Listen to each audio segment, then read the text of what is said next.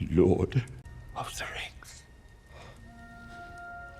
اهلا بيكم في شيف افلام. وفي فيديو النهارده هشرح واتكلم عن الحلقه الثامنه والاخيره للموسم الثاني من مسلسل رينجز اوف باور، الحلقه اللي كان فيها مفاجآت كتير وفاجئتني شخصيا، وده لما عرفنا ان الساحر الغريب هو الساحر جاندالف، وهتكلم عليه بشكل اكبر خلال الفيديو. بس الاول اتمنى انكم ما تنسوش اللايك والاشتراك في القناه لو لسه مش مشترك عشان دعمكم بيفرق معايا، ويلا بينا.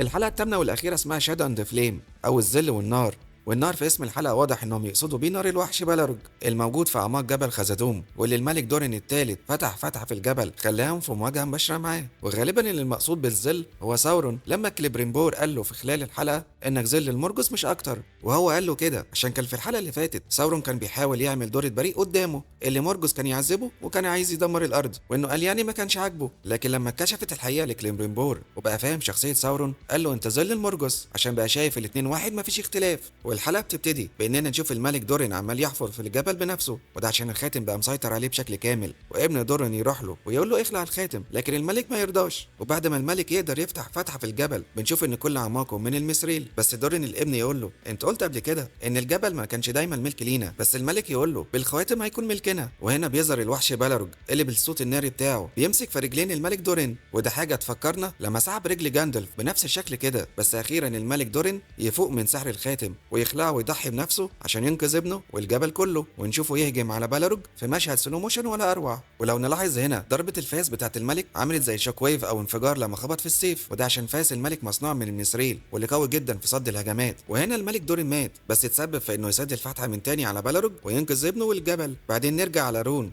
والساحر الغريب، نشوفه انه قرر انه يدور على بوبي ونوري ويلاقي هناك الدارك ويزارد مستنيه، واللي بيقول له اول ما يشوفه مانوي وعد انك هتيجي. فمانوي هو ملك الفالر اللي قرر انه يبعت مجموعه من الماير للارض الوسطى عشان يوقفوا ساورون، ودول اللي هم الخمسه الاستاري المعروفين بالبلو ويزارد او السحرة الخمسه. بس الكلام ده كان حصل في الكتب في العصر الثالث، بس هنا في احداث المسلسل بنشوفه بيحصل من العصر الثاني. والدارك ويزارد يتكلم مع الساحر الغريب عشان يقنعه انه يضم معاه ويعرفوا ان اصدقائه بخير، بس قاد انه ماد المقنع يتمرد وما يرضاش يسلمهم غير لما يتفقوا الاول، ويعرفنا انهم كانوا في الاصل ملوك، وبما انهم كانوا ملوك فغالبا كده واحد منهم في المستقبل هيبقى من خدام ساورون، ويكون النازغول واللي كان معروف باسم خامول لان الوحيد المعروف باسمه القديم وكان من ملوك رون. ولما الدارك ويزارد يسمع الكلام ما يعجبوش طبعا ان في حد بيتحداه ويقتل المقنع، ويقول للساحر تعالى معايا ومع بعض هنقضي على ساورون وناخد مكانه. بس الساحر الغريب يرفض عشان نشوف ان رؤيته اللي كان شافها بتتحقق، والدارك ويزارد بسحره يرفع الصخور لفوق عشان تنزل على كل الموجودين، بس بقوه الساحر الغريب يقدر ينقذ الناس الموجوده. وبنشوف شكل معين للنجوم في السماء، وده اللي كان الساحر الغريب بيحاول دايما يوصل له، فهي اشاره انه في المكان والاختيار الصح. بعدين بنشوف ان الملك فرزون جمع المخلصين للفالر ويقول لهم ان ميريل ما ماتتش من وحش البحر عشان هي متحالفه مع ساورون، وده زي ما احنا عارفين انه كذب، بس بياخد قرار انه يقبض على كل المخلصين بتهمه الخيانه على اساس انهم تابعين لساورون.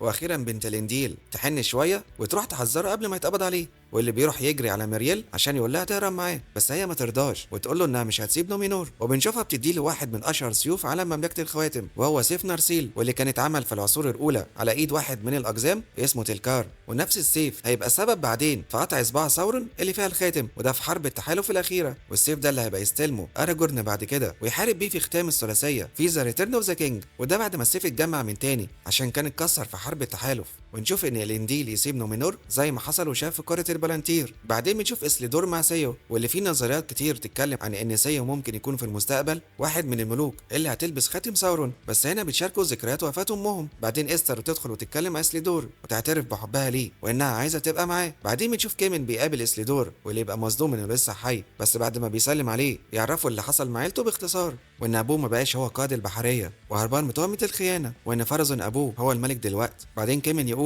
ان بلارجير ما بقتش مستعمره لنومينور لكن هتبقى حصن للجنود، ويطلب من الناس انهم يجيبوا له الخشب في مقابل انهم يلاقوا ياكلوا. وغالبا بسبب كده ممكن نشوف صراع تاني بين شجر الانتس والناس اللي بتقطع في الاشجار عشان تاخد الخشب، واسليدور يضطر يركب المركب لوحده راجع على نومينور من غير ما ياخد استر معاه. بعدين نرجع لاريجيون وسقوط المدينه بالكامل في ايد الاورك، وساورون قاعد يعذب في كليبريمبور عشان عايز يعرف منه مكان الخواتم، بس كليبريمبور يستحمل عشان عارف انه قرب يموت وان روحه هتبقى في مكان بعيد عنه، ويتنبأ له ان خواتم السلطه هتدمره وانه هيبقى سجين ليها، ويقول له بطريقه ساورون سيد الخواتم، ودي حاجه كلنا عارفينها هتحصل عشان لما ثورون هيجي يعمل الخاتم الاوحد ليه هيستخدم كل روحه مع الخاتم، وعشان كده لما الخاتم يتدمر ثورون هيموت وروحه مش هتقدر ترجع في شكل مادي من جديد.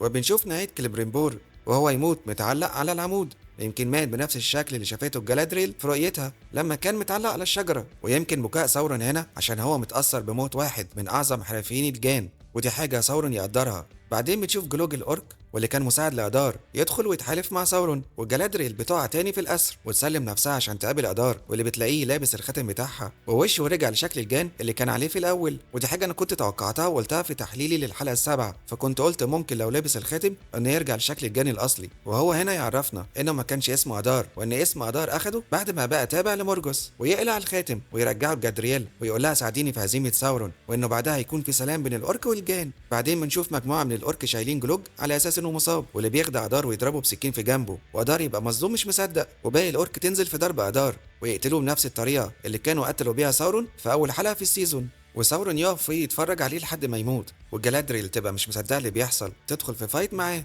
ويبقى عايز ياخد الخاتم منها مع الخواتم التسعة. وبنشوف ثورون وهو يحاربها بيتنكر في اكتر من شخصيه، فبنشوفه بيرجع لشخصيه هاليبراند اللي هي عارفاه ويمكن حبته شويه، وياخد شكلها هي كمان، وبياخد شكل كليبريمبور ويقول لها كل دي بذور انت اللي زرعتيها، ودي حاجه كمان كانت شافتها وسمعتها في الحلم اللي كانت شافته. وفي الاخر بيقدر ثورون انه يغرز التاج الحديدي فيها وياخد منها الخواتم التسعة ويحاول يلعب في عقلها عشان تخلع الخاتم بتاعها، بس هي بتقدر تسيطر على نفسها وتنط من فوق الجبل عشان تهرب منه ومعاها الخاتم. وجيل جلاد وارونديل يشوفوها هي بتقع، واللي كانوا محبوسين من جيش الاورك وشافوهم وهم بيحرقوا كل الاوراق والمخطوطات المهمه، بس ما كانوش قدروا انهم يعملوا حاجه لحد ما جيش الاقزام جه وانقذهم. والجلوج الخاين يروح لثورون يقول له ان عدد جيش الاقزام كبير وانهم هيموتوا، فثورون بيخلص عليه وبنخلص منه. بعدين بنشوف جيل جلاد ومعاه ارونديل وصلوا الجلادريل، وجيل جلاد يقول ان الجرح اللي فيها مش عادي وانه بياخد روحها على عالم الظلام، وبيحاول بقوة الخاتم انه يشفيها بس مش بيعرف. لكن إيلوراند اخيرا بيقرر انه يلبس الخاتم ويساعده جادريل انها تشفي من الجرح،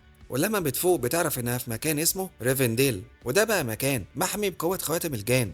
والجلجلات بيخير بين انهم يدافعوا عن نفسهم او يروحوا للحرب ضد ثورون، السيف ولا الدرع، لكن كلمات جادريل بتدل على الحرب، واللي كل الجان الموجوده بتتحمس انها تقف وتحارب. بعد كده بنشوف نارفي يعرف دورين بالمشاكل اللي هتجيلهم، فملوك الاقزام بتطالب انهم ياخدوا الخواتم لانهم دفعوا كتير ولسه ما خدوهاش. وكمان بنعرف ان لدورين اخ وهو كمان هيطالب انه يكون وريث للعرش، وهنستنى نشوف ايه هيحصل مع الاقزام في الموسم الثالث، ونشوف مين اللي هيحكم خزدوم ومين فيهم اللي هيلبس الخاتم ويكون السبب في دمار الجبل.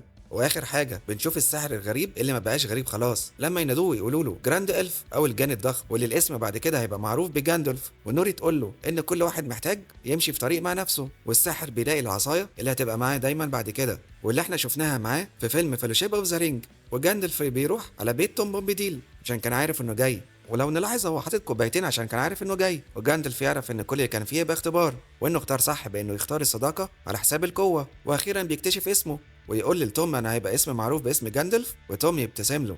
وبالمناسبة جاندلف مش أول مرة ينسى اسمه أو يفقد ذاكرته، فبعد صراعه مع بالروج كان مات ورجع تاني للحياة وكان ناسي اسمه، وده عشان زي ما قلنا قبل كده جاندلف من الماير، والماير مش بيموتوا وبيقدروا يرجعوا تاني. ولما كان رجع من الموت قبل كده كان ناسي اسمه لحد ما نادوه بيه. وتوم بومبديل مع جاندلف يغنوا أغنية من أغاني توم المعروفة في القصص، وتنتهي الحلقة الأخيرة بإننا نشوف ثورون شايل مطرقة فينور واللي غالبا هيبقى يستخدمها بعدين في صنع الخاتم الأوحد ليه. وينتهي الموسم الثاني للمسلسل واللي استمتعت جدا بيه، وكان أفضل من الموسم الأول في كل حاجة من ناحية التمثيل والقصة والمعارك. ومتحمس جدا للموسم الثالث، ومتوقع نشوف أحداث أكتر في نومينور عشان غالبا ثورون هيروح هناك عشان يوقع ملوك البشر في سحره بالخواتم.